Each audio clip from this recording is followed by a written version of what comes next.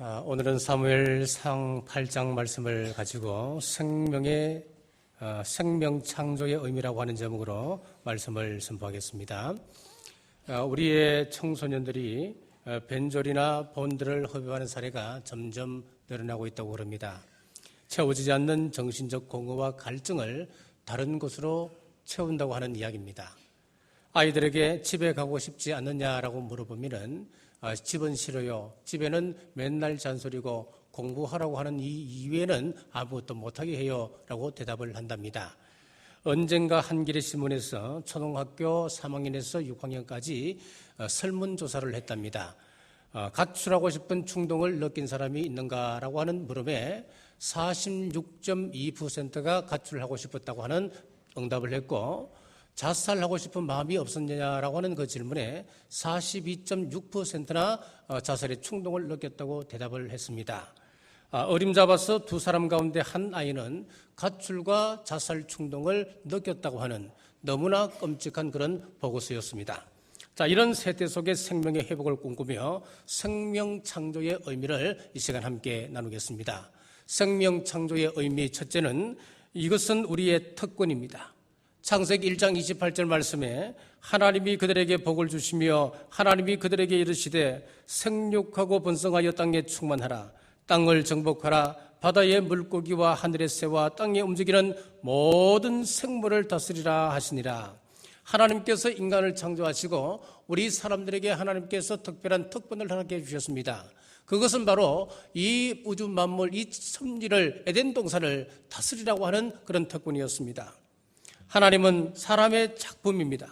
그러므로 사람은 이 땅에 살면서 여러 가지 많은 일을 할 수 있겠습니다만은 하나님을 대신하여서 땅을 정복하고 땅을 다스리는 이 나라 다스림으로 이 땅을 하나님의 나라로 만들어가야 할 책임을 가지고 있습니다.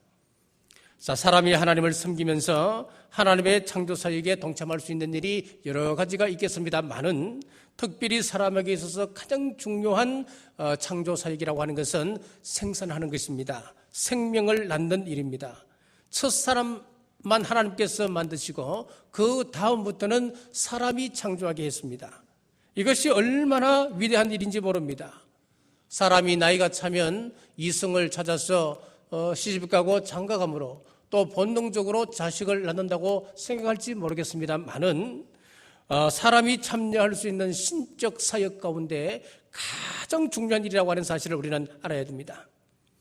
자, 사람이 타락했을 때에 하나님께서 범죄자들을 모았습니다. 아담에게 묻습니다. 아담아, 너는 왜 내가 금지한 선악과를 따먹었느냐라고 물었을 때에 아담은 하와를 가리켰습니다. 하나님께서 하와에게 묻습니다. 하와야, 너는 왜 금지한 선악과를 따먹었느냐라고 질문했을 때에 하와는 뱀을 가리켰습니다. 자, 그러나 하나님이 뱀에게는 물어보지 않았습니다. 그냥 저주했습니다. 내가 너를 저주한다. 너는 저주로 말미암아 종신토록 땅을 기어다니고 너의 식물은 흙이 될 것이다. 이 소리를 듣는 순간 아담은 키가 질려 버렸을 것입니다. 그때 하나님께서 뱀을 저주하면서 창세기 3장 15절 말씀에 내가 너로 여자와 원수가 되게 하고 내 후손 또 여자의 후손과 원수가 되게 하리니 여자의 후손은 내 머리를 상하게 할 것이요 너는 그의 발꿈치를 상하게 할 것이니라 하시고, 자, 벌벌 떨고 있는 아담이 가만히 들어보니까 창세기 3장 15절 말씀에 여자의 후손이 그러거든요. 여자가 아이를 낳는다는 겁니다. 여자가 아이를 낳기 위해서는 남자인 아담이 필요하기 때문에 아담이 그때 뭐라고 외쳤겠습니까? 속으로 야, 살았다. 하나님께서 이 뱀을 저주할 때 내까지 저주받을까 싶어서 조마조마했는데 하와가 자식을 낳는다 그러니까 내가 필요하겠구나. 그래서 살았다. 탄성을 지르는 거예요. 그 탄성이 여자의 이름이 되었습니다. 창세기 3장 20절 말씀입니다. 아담이 그의 아내 이름을 하와라 불렀으니 그는 모든 자의 어머니가 되미르라. 여자의 이름이 하와인데 하와의 이름의 뜻이 생명이라고 하는 뜻입니다. 모든 산자의 어미라고 하는 뜻입니다. 여자 때문에 망했던 인류가 이 사람 때문에 살아난다 그런 의미를 가지고 있습니다. 그래서 창세기 3장 15절 말씀 제가 다시 읽습니다. 내가 너로 여자와 원수가 되게 하고 내 후손도 여자의 후손과 원수가 되게 하리니 여자의 후손은 내 머리를 상하게 할 것이요 너는 그의 발꿈치를 상하게 할 것이니라 하시고, 그래서 이 말씀을 원시복음이라 표현합니다. 살리는 말씀, 그런 의미예요. 아담과 하와는 하나님의 이 구원의 메시지를 듣고 안도의 한숨을 쉬게 되었습니다. 여자가 낳은 자 중에 그들을 에덴 동산에서 쫓겨나게 했고 망하게 했던 뱀의 머리를 깰 자가 나온다 그러니까 이 아담과 하와가 자식을 얼마나 학수고대하고 기다렸겠습니까? 그런데 학수고대하다가 가인과 아벨을 낳았습니다. 가인이 처음 태어났을 때에 아담과 하와가 얼마나 흥분했을까요? 드디어 뱀을 잡을 자가 태어났다고 생각했을 것입니다. 그런데 그들의 기대와는 달리 그 아들을 통해서 이 땅에 비극이 시작됩니다. 창세기 4장에 보면은 첫 아들 가인이 둘째 아들 아벨을 죽이는 최초의 살인사건이 일어나고 맙니다. 이 문제의 원인은 제사 문제, 예배 문제였습니다. 우리가 예배의 중요성을 인정할지 아니면 인정하지 못한다 할지라도 이것이 하나님 앞에서, 그리고 우리를 넘어뜨리려고 하는 대적 마귀, 사탄 마귀 앞에서는 이 예배 문제라고 하는 것은 굉장히 중요한 문제입니다. 왜 이 타락한 인간은 제사가 아니고는 하나님 앞에 설 수가 없기 때문에 그렇습니다. 자, 이 문제가 대단히 중요했기 때문에 아담과 하와를 무너뜨렸던 사탄은 제2대인 가인대에 들어와서 제사 문제로 다시 인간을 지배하며 하나님을 거역하게 만듭니다. 왜 제사 문제가 살인사건으로 비화되었겠습니까? 창세기 5장 1절에서 4절까지 말씀을, 5절까지 말씀을 보시면 여기에 보면 이 가정 가운데 무엇이 어려움을 가져왔는지 그 원인을 살펴볼 수가 있습니다. 제가 1절부터 5절까지 읽습니다. 이것은 아담의 계보를 적은 책이니라. 하나님이 사람을 창조하실 때에 하나님의 모양대로 지으시되 남자와 여자를 창조하셨고 그들이 창조되던 날에 하나님이 그들에게 복을 주시고 그들의 이름을 사람이라 일컬으셨더라. 아담은 130세에 자기의 형상 곧 자기의 모양 곧 자기의 형상과 같은 아들을 낳아 이름을 셋이라 하였고 아담은 셋을 낳은 후 800년을 지내며 자녀들을 낳았으며 그는 930세를 살고 죽었더라. 자, 1절 말씀을 잘 보시면은 하나님께서 첫사람인 아담과 하와를 만드실 때는 누구의 모양으로 만들었다 그랬습니까? 하나님의 모양으로 만들었다 그랬습니다. 자, 그런데 3절에 가서 보면은 아담이 아기를 낳습니다. 아기를 낳는데 누구 모양을 따라 낳았다 그랬습니까? 자기 모양, 자기 형상을 따라 사람을 낳았다 그랬습니다. 앞에서는 하나님의 형상을 따라 아담과 하와가 지어졌는데 아담과 하와가 범죄하고 난 이후에 그들이 자식을 낳게 되었을 때부터는 하나님의 모양이 아니었습니다. 하나님의 형상이 아니었습니다. 사람의 모양, 사람의 형상을 따라 자식을 낳기 시작했습니다. 자, 사람이 타락한 이후에 사람을 낳으니까 하나님을 닮은 인간이 아니라는 거예요. 뱀의 독성에 오염된 사람을 낳게 되었다, 그 말씀입니다. 이것이 바로 문제의 발단이었습니다. 아담이 만약에 하나님의 형상을 닮은 자를 낳았다고 한다면 과연 그 에덴 동산의 살인사건 같은 비극적인 일이 일어날 수 있었겠습니까? 그러나 아담이 낳은 가인과 아벨 셋 모두가 다 타락한 이후에 낳은 자식이기 때문에 하나님의 형상을 닮은 자가 아니라 뱀의 독성을 가진 사람의 모양을 한 자가 되었습니다. 따라서 이제는 낳는 일로 가지고는 하나님의 형상의 문제를 해결해 나갈 수가 없습니다. 그래서 양육이 중요합니다. 아담과 하와가 가인과 아벨을 낳고 난 이후에 양육을 잘 했던 것 같습니다. 특별히 제사 문제에 대해서는 정확하게 가르쳤던 것 같습니다. 왜냐하면 아들들이 장성하여서 제사를 드리는 것을 보면 우리는 알 수가 있습니다. 가인은 자기의 수관 땅의 소산인 곡물을 가지고 하나님께 제단을 쌓았습니다. 아벨은 피의 제사, 희생 제사를 하나님 앞에 올려드렸습니다. 그런데 가인의 제사는 받지 않으시고 아벨의 제사만 받게 되자 가인은 분노하기 시작했습니다. 너무너무 속이 상해 그만 아벨을 돌로 쳐 죽이고 말았습니다. 히브리서 9장 22절 말씀에 피 흘림이 없은 적 사함이 없느니라 하는 이 말씀에 근거하여서 사람이 범죄한 이후에 구원받을 수 있는 길은 제사밖에 없었습니다. 그래서 구약시대는 제사와 제단의 그 제물을 통하여 제단을 쌓았고, 신약시대는 예수 그리스도를 제물로 받은 십자가 제단을 믿음으로 말미암아 구원받게끔 하셨습니다. 그러나 가인 때부터 지금까지 많은 사람들이 희생제사 없이 자기의 의와 공로로 하나님께 나오는 사람들이 많습니다. 이때부터 인본주의, 신본주의라고 하는 이 인류에는 거대한 두 강물이 흐르기 시작했습니다. 지금 또 내가 옳고 내가 바르다고 생각하는 자기 중심의 철학을 가지고 살아가는 사람이 있는가 하면은 하나님의 길을 따르기 위해서 자기의 길을 버리고 하나님의 말씀을 듣고 순종하며 살기를 결단하는 사람이 있습니다. 자, 그렇기 때문에 이제 중요한 것은 낫는 일로가 아닌 제사와 희생의 제물을 통해서 정결케 되고 또 우리 하나님과 교통을 재개하는 구속사건에 새로운 소망이 있습니다. 사랑하는 성도 여러분, 이제 우리의 생명 창조는 1차적인 인간의 생식으로는 불가능해졌습니다. 태어나서 말씀 안에서 양육되면 예수님으로 말미암아 구원받는 이 사건으로 우리는 생명 창조 사역에 동참함을 믿으시고 오직 생명의 구원자 되신 우리 예수님을 나의 주, 나의 하나님으로 믿고 고백하시는 여러분 되시길 주의 이름으로 축복합니다. 생명 창조의 의미 두 번째는 부모의 역할입니다. 오늘 본문 3절입니다. 그의 아들들이 자기 아버지의 행위를 따르지 아니하고 이익을 따라 뇌물을 받고 판결을 굽게 하니라.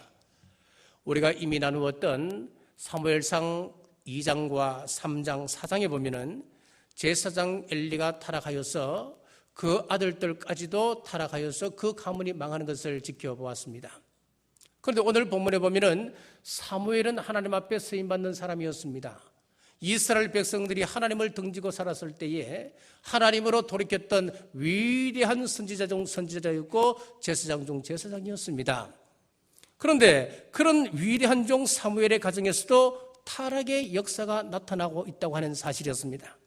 자, 그렇다면 엘리와 사무엘의 차이가 무엇이겠습니까? 엘리 제사장 가정의 타락의 원인은 그 부모였습니다. 제사장 엘리가 타락하니까 그 자녀들도 타락하여서 결국은 그 가문이 멸망되었습니다. 자녀들이 바른 길을 살지 못하고 어긋난 길로 갈지라도 그 자녀를 너무 사랑한 나머지 거기에 대해서 돌이키지를 못하고 말았습니다. 결국 가문이 멸망하고 말았습니다. 그러나 사무엘 가정은 아버지는 정당한 삶을 살았습니다. 깨끗한 삶을 살았습니다. 하나님의 종된 사역을 아름답게 감당한 사람이었습니다. 그럼에도 불구하고 자식들이 아버지의 행위를 따르지 아니함으로 말미암아 그릇된 길로 걷다가 멸망하고 말았습니다. 자, 그렇다면은 엘리처럼 타락한 자식이 엘리가 타락해서 그 자식이 망하는 사람이 있는가 하면은 사무엘처럼 바르게 살아도 그 자식이 망한다. 그러면은 내 부모의 역할이 과연 어디까지인가? 여러분 어떻습니까? 여기에 대해서 궁금하지 않습니까?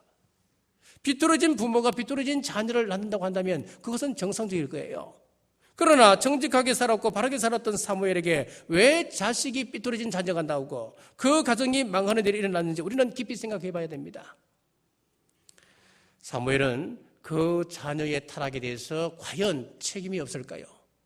자, 그렇다면 사무엘은 성공적인 인생을 살았을까요? 아니면 실패의 삶을 살았을까요? 결론적으로 말한다면 사무엘은 성공한 실패자였습니다. 하나님의 사역에서는 성공했지만 그의 가정사역, 자녀 교육에 대해서는 실패한 사람이었습니다.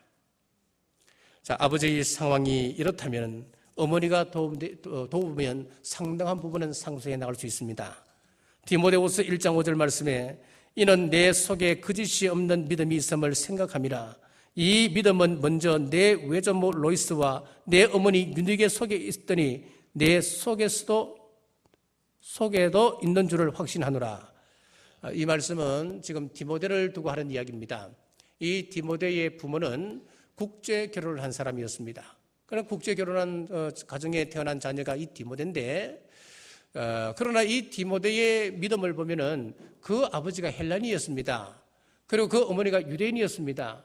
그럼 우리가 상식적으로 생각해 보면은 종교를 이야기할 때 아버지 종교를 많이 따르지 않겠습니까?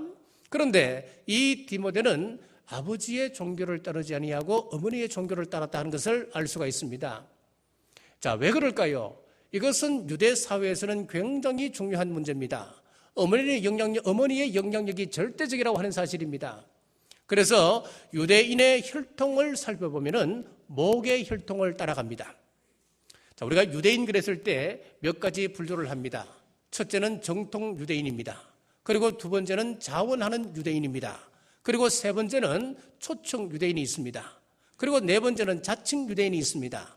자, 이런 여러 가지 분류가 있습니다만은 그 가운데 가장 중요한 것은 뭐냐면은 정통 유대인인데 아버지와 어머니가 모두 유대인일 때 그 자녀는 정통 유대인이라 그럽니다.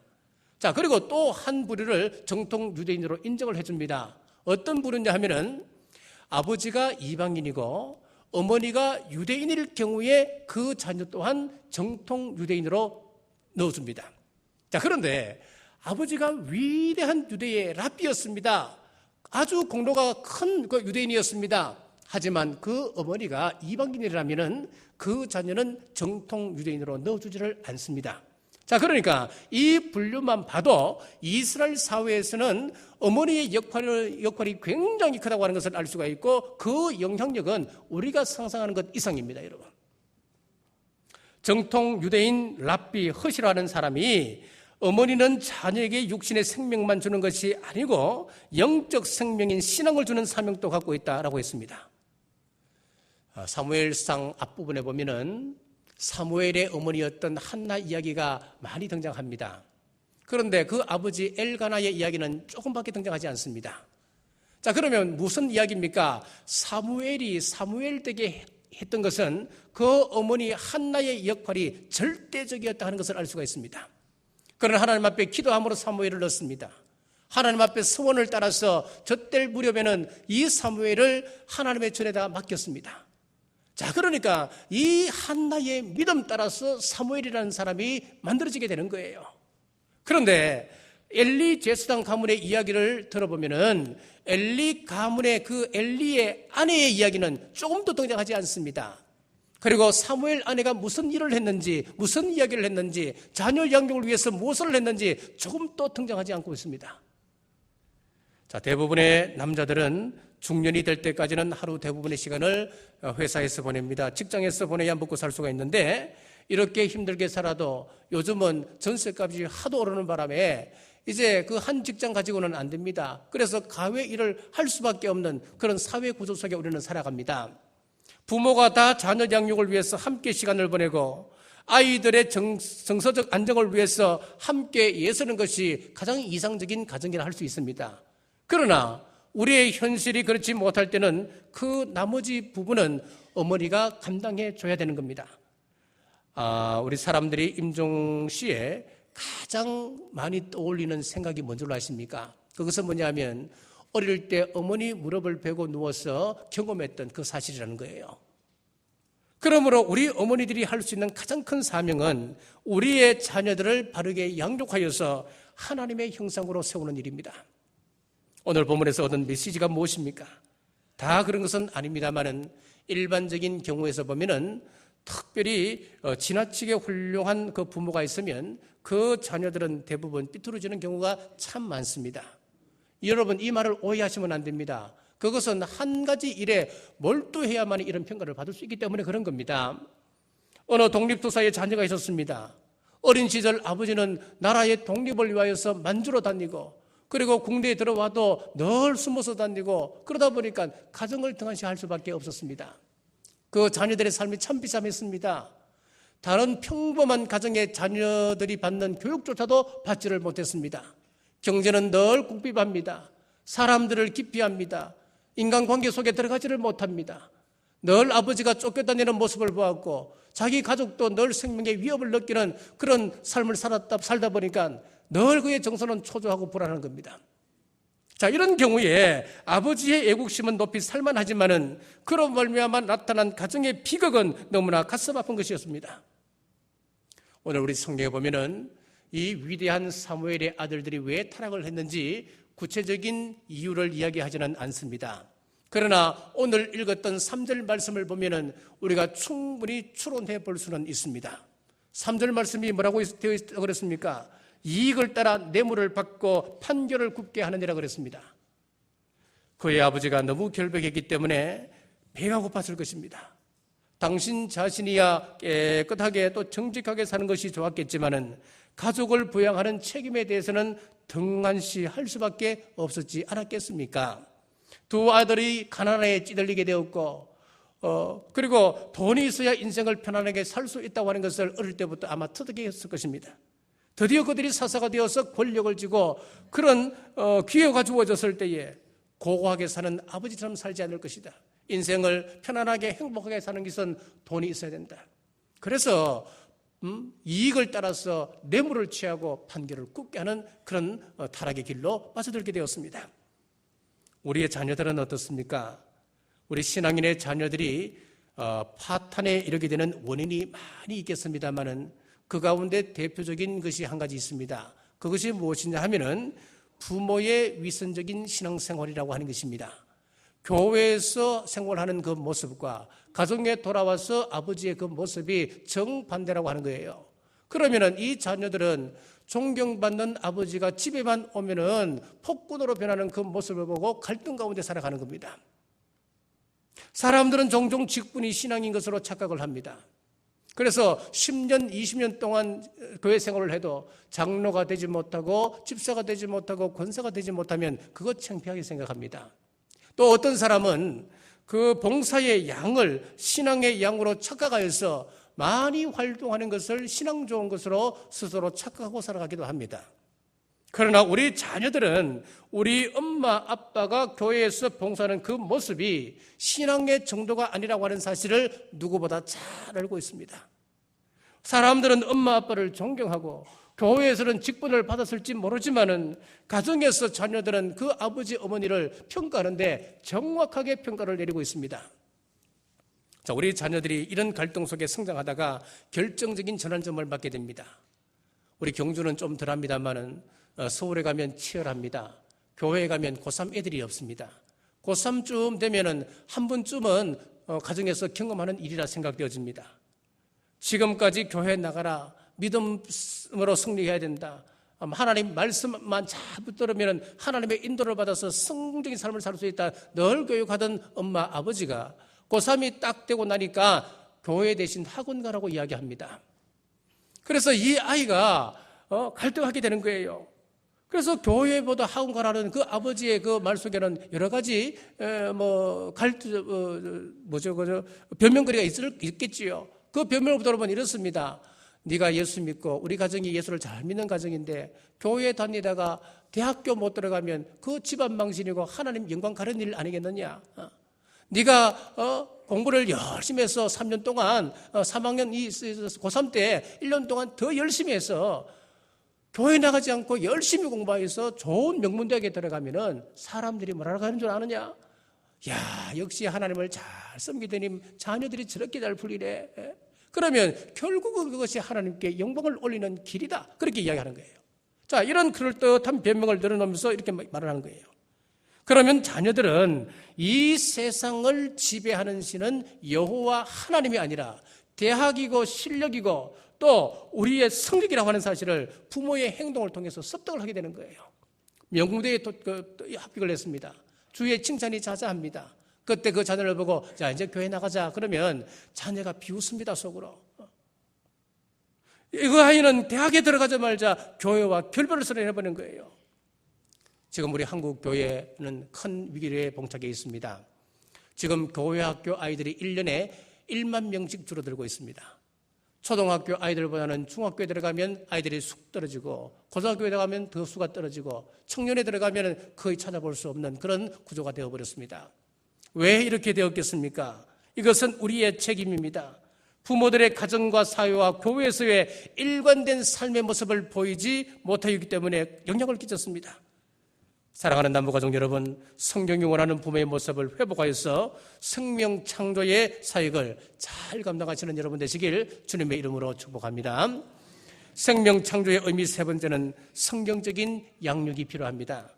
신명기 6장 4절에서 9절에 보시면은 이스라엘아 들으라 우리 하나님 여호와는 오직 유일한 여호와시니 너는 마음을 다하고 성품을 다하고 힘을 다하여 내 하나님 여호와를 사랑하라.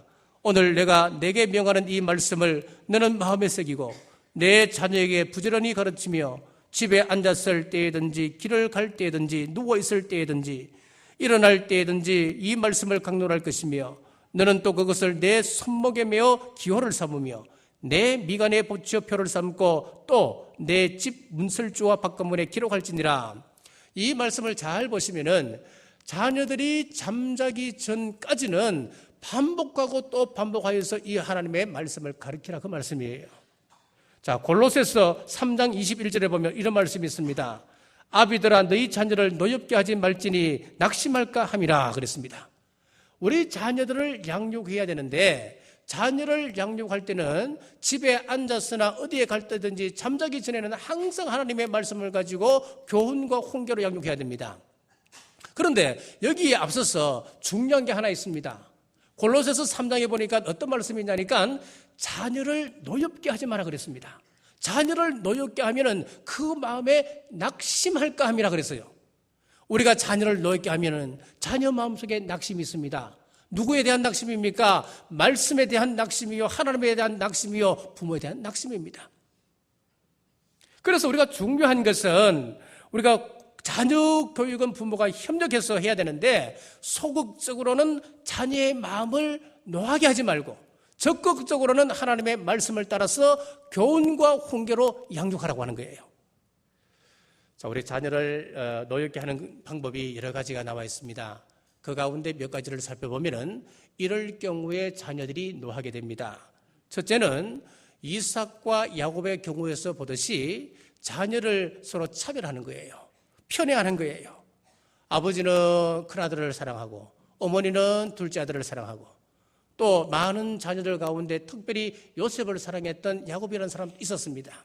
그러니까 다른 형제들 마음속에 그 편애 때문에 분노가 일어나는 거예요. 그 속에 노여움이 일어나는 거예요.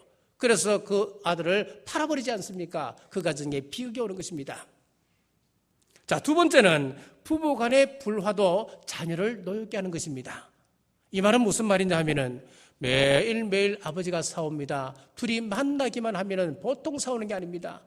고래고래 고함을 질러서 온 동네가 다 알도록 싸웁니다. 그러면 그 자녀들은 어떻습니까? 학교를 가는데 아침에 일어나서 싸우는 부모 뒤를 나와서 학교 가는데 동네 사람들 창피해서 고개를 숙이고 학교를 들어가는데도 뒷골목을 해서 들어가는 거예요. 그러면 그 자녀들 가슴 속에 자존감은 떨어지고 삶의 의욕이 꺾이고 마는 거예요. 심지어는 이런 자녀들은 자살 충동까지 느낀다는 겁니다. 그래서 우리가 자녀를 노엽게 하지 않기 위해서는 부부간의 믿음 안에서 정말 잘 살아가는 것, 그것을 자녀를 평안하게 하는 길이라는 거예요. 그리고 세 번째는 혈기 부리는 것도 자녀를 노엽게 합니다. 바깥에서 화나는 일이 있는데 집에 들어와서 그 모든 화를 자녀들에게 풉니다. 자녀들에게 폭언하고 폭력을 행사하는 것, 이것이 자녀를 노엽게 합니다. 그리고 네 번째, 이런 경우도 자녀를 노엽게 합니다. 자녀가 잘하는 것은 잘했다고 칭찬해야 되는데 이 부모 마음속에는 잘하는 것은 당연하다고 생각합니다. 내가 너에게 그만큼 투자했는데 네가 그만큼 투자했으니까 네가 그만큼 잘해야 되는 건 당연한 것이라 생각합니다. 그런데 잘못한 것이 생기면은 현관문 들어오면서부터 야단치기 시작하면은 그 아이가 삐뚤어지는 것 당연하지 않겠습니까? 우리 자녀는 조곤조곤 이야기하면은 안 들을 자녀가 없습니다. 칭찬은 고래도 춤추게 한다는 책이 베스트셀러가 된 적이 있는데 우리 마음에는 칭찬하면 더 잘해야지 하는 그런 기본적인 마음을 가지고 있습니다. 자, 그리고 교훈과 훈계에 대해서는 바르게 가르쳐야 됩니다. 평소에 가르치는 것은 식탁이나 가정 예배를 통해서 가르치면 되는 겁니다. 그리고 평소에 대화를 많이 해야 됩니다. 우리 교회에서 실시하고 있는 3대 신앙 대행진, 그 가운데 가정 예배, 이것은 너무너무 좋습니다. 얼마나 감사한지요. 예배가 사라지고 있는 이 시대에 매일매일 우리가 하나님 앞에 가족이 모여서 예배 드릴 수 있다고 하는 것은 우리 남북교회의 복중복입니다. 여러분 이거 실천하십시오. 아직까지 많은 사람들이 이 가정 예배에 동참하지 않고 있습니다. 여러분 하십시오. 여러분의 자녀를 살리고 여러분의 가정을 살리고 싶지 않습니까? 그렇다면 순종해 보십시오. 여러분, 이 가정예배를 통하여서 자녀와 대화하고 가정예배를 통해서 함께 하나님 앞에 기도 올리고 찬양 부르는 그 모습 속에 여러분 갈등은 사라집니다. 여러분, 오래전에 김진홍 목사님의 그 설교 테이프를 듣는 중에 지금 또 이런 내용이 남아 있습니다. 어떤 내용이냐면은 이 김진홍 목사님이 얼마나 바쁜 분이었습니까? 참 바쁜 분이셨습니다. 그러니까 이 가정일을 소홀히 할 수밖에요. 이 자녀들과 함께 대화할 수 있는 그런 기회가 잘 없었다는 거예요. 어느 날 시간이 되었습니다. 제 자녀들과 마주할 수 있는 시간이 되었어요. 함께 저녁 식사를 나누고 오늘은 내가 마음 먹고 요즘 자녀 교육에 위해서 교육에 제일 중요한 것이 대화라 그러는데 내가 오늘 대화해야지 작정을 했어요. 그래서 식사를 함께 쫙 먹고 난 다음에 고등학교 다니는 아이하고 중학교 다니는 아이를 불렀습니다. 야, 우리 대화 좀 하자 이렇게 불렀어요. 떡 앉혀놓고 나니까 무슨 이야기를 해야 될지 모르겠더라고요. 그래서 대뜸하는 이야기가 야, 밥 먹었냐? 이거부터만 나오더래요. 그래 아이들이 아버지하고 같이 밥 먹었잖아요. 그럼 너들 좀 공부는 잘하냐? 그러니까 예, 잘합니다. 진짜 그러고 나니까 할 말이 없는 거예요. 그래서 김 목사님이 그 자녀들에게 너희들은 아버지에게 할 말이 없느냐라고 도로 물었습니다. 물었더니만 중학교에 다니는 그 아이가 아버지 내일 중간고사 치니까 오늘 가급적이면 대화를 빨리 짧게 끝냈으면 좋겠습니다. 그렇게 이야기하고 고등학교 다니는 아이는 나는 새벽 일찍 나가야 되기 때문에 가급적이면 여기서 대화를 끝내줬으면 좋겠습니다. 그렇게 이야기를 하더래요. 그래서 대화다운 대화를 하지 못하고 허지부지하게 대화가 끝났다고 하는 그런 이야기예요. 여러분, 대화라고 하는 것은 시간 내서 하는 것 아니에요. 평상시에 하는 겁니다. 평상시에 자녀들을 많이 격려하고 칭찬해 주는 겁니다. 자, 자녀 교육하면은 우리가 대명사처럼 떠오르는 사람이 있습니다. 요한 웨슬레의 어머니 수산나 웨슬레입니다. 이 수산나 웨슬레가 15가지 자녀 교육을 위한 지침을 그 아들 요한 웨슬레에게 남겨주었습니다. 이 내용은 이렇습니다. 신앙인의 가치관을 가지고 어떻게 자녀 교육을 양육할까라고 하는 그런 관점에서 15가지를 이야기합니다. 제가 읽어드리겠습니다. 1. 자녀에게 간식을 허락하지 말아라. 2. 아이들은 밤 8시 이전에 재우라. 3. 불편하지 않고 약을 먹도록 하여라. 4. 아이들에게 제멋대로 하려는 마음을 없애고 그들의 영혼을 구하기 위하여 하나님과 동행하라. 5. 아이들이 말을 할 수 있게 되면 곧 기도를 가르치라. 6. 울면서 무엇을 요구할 때는 주지 말고 공손한 태도로 요구할 때만 그것을 주어라. 7. 거짓말 하는 것을 막아라. 자백하고 회개한 잘못에 대해서는 다시 책망하지 말아라. 8. 악한 행동을 하면 반드시 벌을 주어라. 9. 한 번 지은 죄에 대해서는 절대로 2번 벌하지 말아라. 10. 선행을 장려하고 이에 대해서는 상을 주라. 11. 그들의 마음을 즐겁게 할 목적으로 사람들의 마음을 즐겁게 할 목적으로 한 모든 일에 대해서는 칭찬을 하라.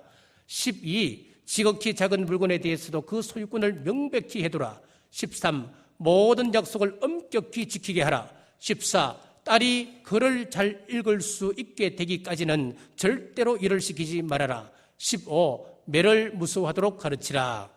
사랑하는 남부교회 성도 여러분들, 부모에게 있어서 가장 중요한 사역은 영원한 하나님 아버지를 유산으로 물려주는 것입니다. 이 사역은 생명 창조의 사역입니다. 이것은 1차적인 우리의 그 생식으로는 불가능합니다. 이것은 양육으로 가능합니다. 양육을 통한 예수 그리스도의 십자가, 피 묻은 십자가를 그들에게 심어주는 것밖에 없습니다. 이 역할을 위해서 아버지와 어머니의 역할이 굉장히 중요합니다. 그래서 우리가 우리 자녀들에게 말씀 안에서 우리 자녀를 잘 양육하여서 제물 대신 예수 그리스도를 믿음으로 우리 자녀들을 천국 백성으로 만들어 가시는 여러분 되시길 주의 이름으로 축복합니다. 기도하겠습니다. 오늘 또 말씀하시는 아버지 하나님, 생명의 비밀을 다 우리가 이해하지 못하지만은 우리는 다 하나님으로부터 주어진 인생을 살고 있음을 고백하며 망할 자의 유산을 남기지 않고 살리는 역사, 회복의 역사, 창조의 역사를 전달케 하여 주옵소서. 예수 그리스도를 증거하게 하시고 우리 자녀들에게 예배의 의미, 신앙의 의미가 무엇인가를 나눔으로 나도 살고 내 자녀도 사는 생명의 절서 가운데 우리의 가정들이 세워질 수 있도록 복 내려 주옵소서. 예수님 이름으로 간절히 기도드리옵나이다.